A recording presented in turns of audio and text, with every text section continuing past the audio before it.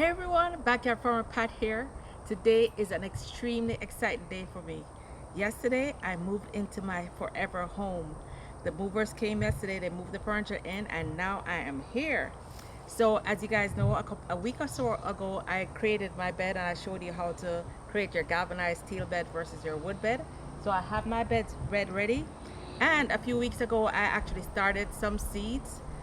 So my seedlings are now ready to be planted. I made sure to start the seeds ahead of time so that my seedlings will be ready. Because I just can't wait for the plant to get big, I went ahead and also purchased some plants from Home Depot and from Publix. So I'm gonna show you my seedlings. I'm gonna show you how I started them. But today I want to focus on how I actually got my seeds started, right? So I'm going to show you how I got my seeds started, and I also want to talk about this product that I tried for the first time. Normally, I start my seeds in any leftover container I have. Like say whenever I buy like little plants or flowers, I always get these little pots. So I usually just start my seed in these pots. But because I have a much bigger garden now, so a lot more space to plant, I decided for the first time to try some seedling trays. So I saw this set at Amazon, and I absolutely love it. So I said, you know what, let me tell you guys about it. So these are called MixC seed starting trays, and there are 5 trays that come in the package. But let me show you what I really like about it. Each one of the trays has 40 different cells that you can plant in. When I planted my seeds, I try to put 2 to 3 seeds, but depending on the size of the seeds, sometimes more fall in. So that's basically 40 times 5. That's a potential of 200 seeds if you plant one. If you plant 2 to 3 seeds like how I did, it's really like 600 seeds, which is exactly the potential of this. But here's what I really love about it. If you come a little closer, these seedling trays, each of them has a hole. Has a hole at the bottom so they can drain. But what I really love is that as the seeds grow, as they germinate and the roots form, you can actually see the roots. So if you're not sure if your plant has enough roots yet, you can actually see it. I absolutely love that. I also love that each of these trays sit in this black bin. So all you have to do when the seeds are young, you don't want to ever water from top. You just add water to the tray, rest the seedling in, and then there is a top bin that goes over it. Hold on, I have my seeds in here. So what happens is that as the water evaporates, it causes almost like a greenhouse effect. So it keeps the plants very moist. And this is the first time I used it, as I said, but I really loved it, so I wanted to show you guys. Anyway, enough about this. Let us look at some seedlings that I planted about 4 weeks ago. So before I show you, let me tell you what happened and why I really like this. So I planted my seeds. I think I did some like mustard greens and some bok choy and some other seeds probably about 4 weeks ago. Then that was at the other house, and then I left to come to the Palm Bay house for a week, and somehow the lawn guy hit the bottom of the mix, so it actually all the water leaked out. So by the time I got back, all my seedlings had dried up. Some of them were looking still green, but they had looked really pathetic. They had dried up and everything. So what I did was I got a new tray. I added like half a teaspoon of fish emulsion in a bottle of water, poured it in there, and I just covered it up. And I'm like, Lord, please let this grow. And by the next day, you could see some of the seedlings coming back. And this is a week later. Look at my seedlings. So some of them didn't make it. I think this row was bok choy. So the bok choy didn't really make it. There are a couple that made it, but my mustard greens look great, and my Chinese cabbage also look great. So we're going to be transplanting these out now. I can see that some leaf miner, it looks like leaf miner got to some of them, so I'm going to pick off these bad leaves because I don't want it to spread to the rest of the plant. So I'm going to pick these bad leaves off. But just a week ago when I saw these, they had like dried up. They looked so bad. But I really think it's these trays that help to keep the moisture in. Of course, you don't need to use these trays, but you can use, I've used egg cartons, like an empty styrofoam egg carton to germinate seeds, and that also did very well. It kept the moisture in. The key is You water from the bottom. You don't water from top when it's this young, and you make sure you keep it moist and you don't put it in the direct sun. So let us go over and start putting these in the ground. Wait, first let's look to see how the roots look. So these have been in a little long, so I think it's about 4 weeks. So you can come closer and look at those roots. You can see the roots already coming out the bottom. You can see with the weed whacker, you can see the damage it did with the weed whacking machine, and some other kind of thing berry came in there. But you can see the roots already coming out to the bottom. So we're gonna transplant these out. I also absolutely love fresh herbs. There's nothing I like more than walking out, and my son, he absolutely loves to cook, and he loves to cook with fresh herbs. Same for my husband. So to jumpstart things, I'm starting off with a variety of herbs. I have rosemary, I have oregano, I have basil, purple basil, cilantro, parsley. I have a whole dill. I have a whole bunch of herbs. I'm gonna put that in. I got these herbs at Home Depot. I also love to buy my herbs at Publix, because Publix, their herbs are a lot bigger. Here we have some thyme and some mint, and you can see this is very big, very healthy, and it's pretty cheap. At Publix it's only $3.99. So if you don't want to wait, you don't want to start from seed, it's definitely a lot cheaper to start from seed. Here I have probably at least 100 transplants, and I see a caterpillar that got in. Look at that. Is that a caterpillar? Yeah. So before we plant these out, I'm going to show you how I actually planted them. So what I did was, I'm using a seed starting mix. You can use any seed starting mix. You can use coconut coir. You can use peat moss. You can, choose whatever you want. You never want to use garden soil or clay or anything hard like that. You want to use a pretty sterile soil.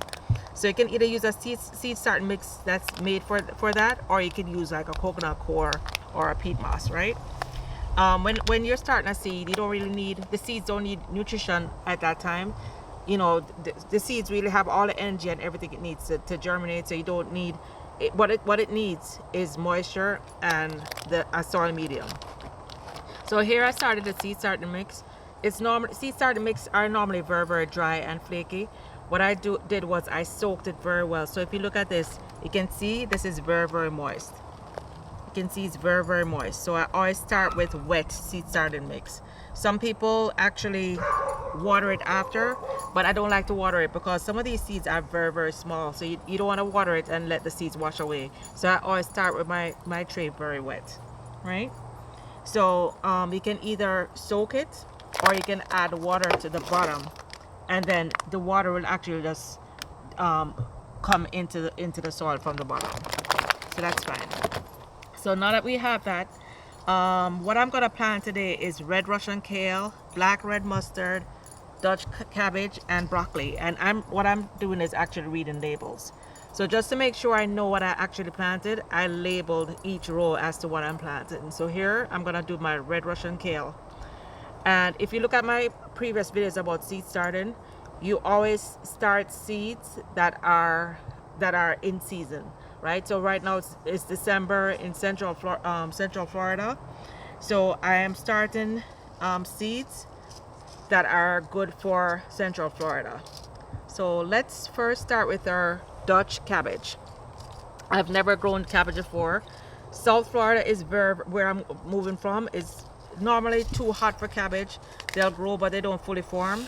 So I haven't even tried to form to grow cabbage. So this is my Dutch cabbage row. You can see the seeds are extremely small. A lot of these greens, like mustard greens, spinach, have these tiny, tiny seeds. I'm gonna try and just do 2 seeds per cell, right? And I'm putting the seeds separate from each other, and I'm very gently covering them. Are you just zoom in, please? I'm very gently covering the seeds. You see how tiny the seeds are? Very, very gently covering the seeds. Are you looking? Okay. So you see 2 seeds, and I'm talking to the cameraman, not to you, because the cameraman is not focusing. So you see how tiny that seed is? I'm just gently pushing it in.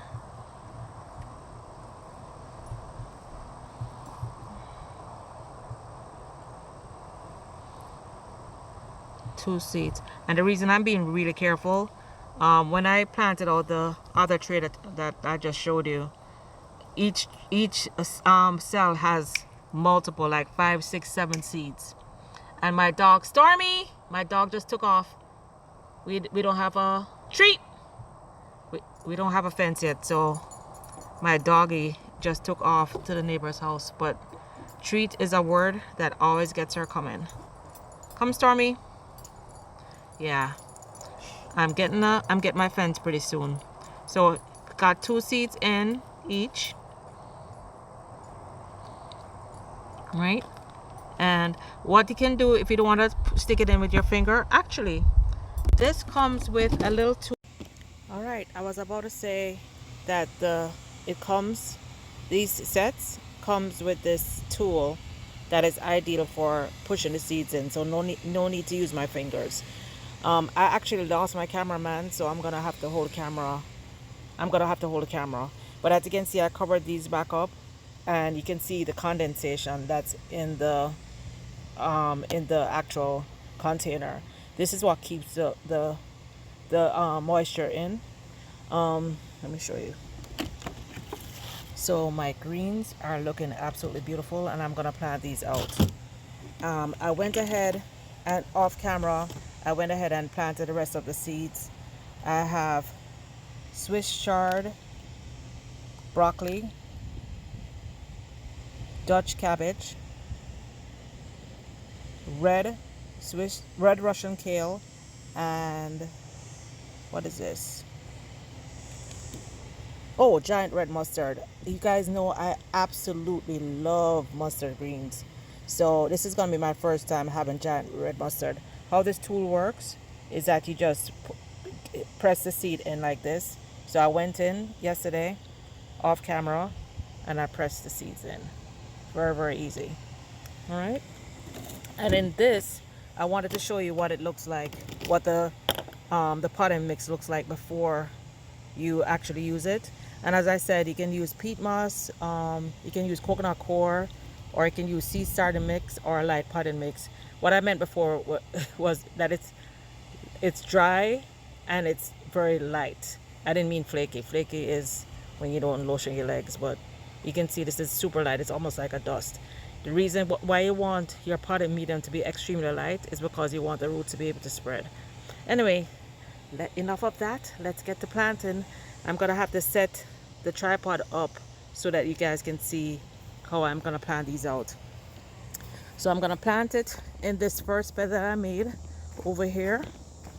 What I always do before I start planting is I soak the soil well.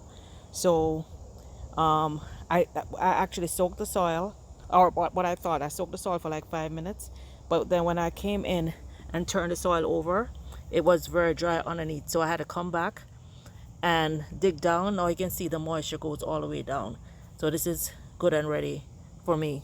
So I'm gonna go ahead and lay out my herbs and my plants and my greens the way I want them, and then I'm gonna set up the tripod or set up the camera so that you guys can see.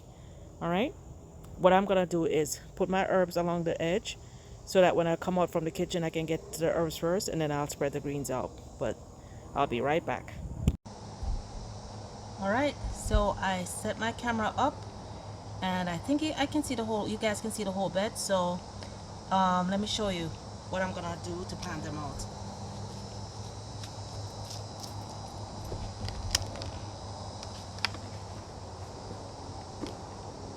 Hope you guys can hear me. So what I did was I spread a layer of earthworm castings, and this is my first time using this brand, but I used earthworm castings before in my other garden for the last fall, and I had really good results. Everything was big and lush. Earthworm castings are literally the poop from earthworms. Last year I got my earthworm castings from a small nursery, a local nursery where I used to live, but this time since I have a much bigger property, I decided to go with this brand, Wiggle Worm. I've never used it before, but I'm gonna just use it now. So I went back in and soaked the garden really well again. Then as you can see, I planted all my herbs along the perimeter. So the reason that I'm planting my herbs along the perimeter is kind of to confuse the bugs. I don't want to put all my greens along the edge. A lot of bugs and pests are put off by this, like they say, for the smell of thyme or the smell of oregano. They don't really like it. So I'm trying to mix up my vegetables. Also, I put my rosemary towards the back because the rosemary can get very big. So I'm putting that towards the back. What I'm gonna do is plant my greens, my seedlings. Here I have my mustard greens, my bok choy, and my Chinese cabbage. I'm gonna plant those in rows along the middle. I may also fill up this second bed here and start planting in the second bed, but for now I'm gonna start planting out here. I don't have my hand spade yet. That's still at the other property. I haven't moved it in yet, but I'm just gonna use this. But it's gonna be very easy for the soil. You can see it's gonna be very easy to dig the soil. So I'm just gonna use this to move the soil a bit. Very, very easy. I can just use my hand. Add in a handful of the earthworm castings. Loosening up the roots. There are not really many roots here. And I'm planting my Italian parsley. A good idea is once you've planted it, just take, if you're planted with a label, just take if you're planted something store-bought, stick the label right back there so you can remember the type of herb or vegetable that you're planting. So that, just like that, my Italian parsley is planted. Now I have my flat leaf parsley. Doing the same thing, making a hole, sprinkling a handful of earthworm castings in the hole, and planting it. Another thing I did is I planted the herbs that I use the most on this side. So I use a ton of oregano. You can see I have 3 oregano plants. And you know, I'm a true Jamaican, so I use a lot of thyme. So I have my thyme, and I absolutely love basil. So I made sure my basil is here. Rosemary is actually probably my favorite herb of all, but because they're so big, I'm putting them towards the back. So I'm just gonna go ahead and plant these out, and then when I get to planting my greens, I'll come right back. So there's one thing I wanted to show you. When I went to plant my rosemary, you see how the roots go round and round? That's what you call root bound. So you just gently loosen the roots before you plant it in. I'm gently loosening the roots. It's not hurting the plant in any way. It's very, very dry. So by doing this, the roots will now spread out and the plant will be able to grow nice and big. So I'm loosening the roots all the way around. Now this is ready to plant. I'm gonna put my thyme in the corner. Another thing you can do, if you have a plant that has multiple roots, you can actually just separate them, break them apart, so you can have more than one plant. So I could literally break this apart and have 2 beautiful thyme plants, and that's exactly what I just did.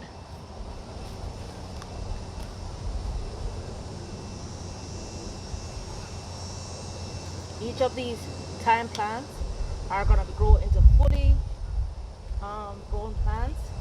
So now I have double the thyme for the same amount.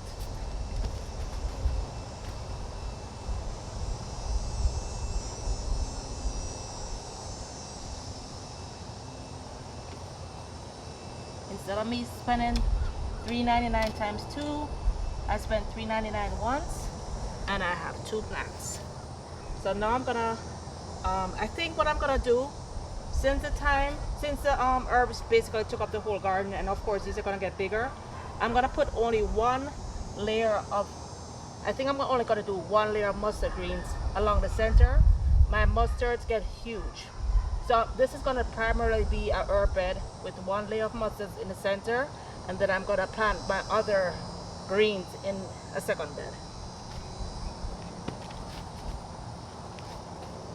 Okay, so there's one thing I didn't tell you about. So I haven't planted my mint, and the reason is mint is a kind of plant that spreads very rapidly throughout the bed. If you look closely, you'll see here that it's shooting out roots all along. Everywhere that mint touches the ground, I hope it's, let me see. Everywhere that mint touches the ground, it springs roots. I'm hoping I'm showing you. So the roots, you see those white things, those are roots. So if I put this straight in my bed, the mint is gonna take over the whole garden. So I'm gonna get a nice big pot and put my beautiful mint. I absolutely love this. It's great in teas. It's great in cocktails. It's great even in lemonade. You can break pieces off and drop it in your lemonade. So got this for $3.99 at Publix, and I can have multiple plants from this one plant.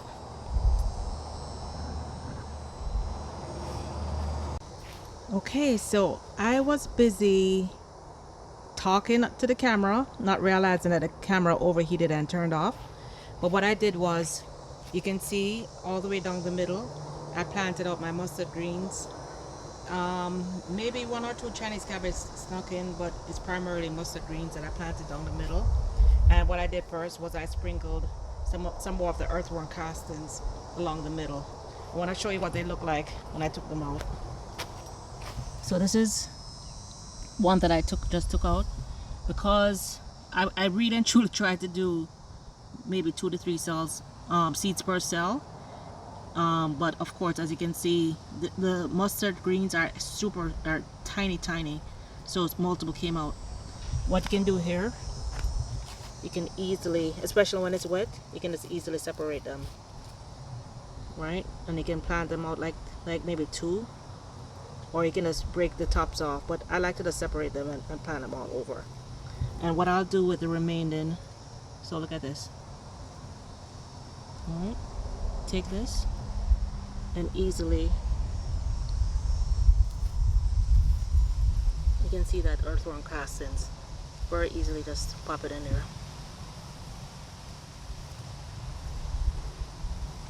I'm doing this with one hand now. Yeah, you can do 1 per cell. I think when I do 2, it works fine. Sometimes as they get bigger, I separate them. But when they're this small, I still add more than 1. But it's absolutely a personal preference. So let's pick a nice big one. So here, these look nice and healthy.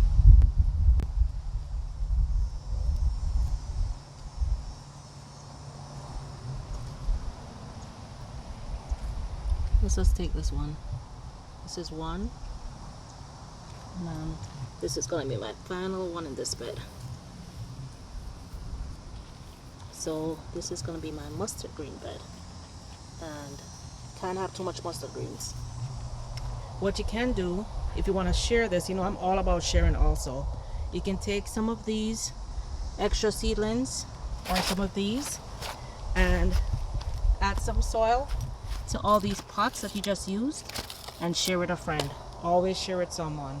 Everything you plant, you take some for yourself, share with others.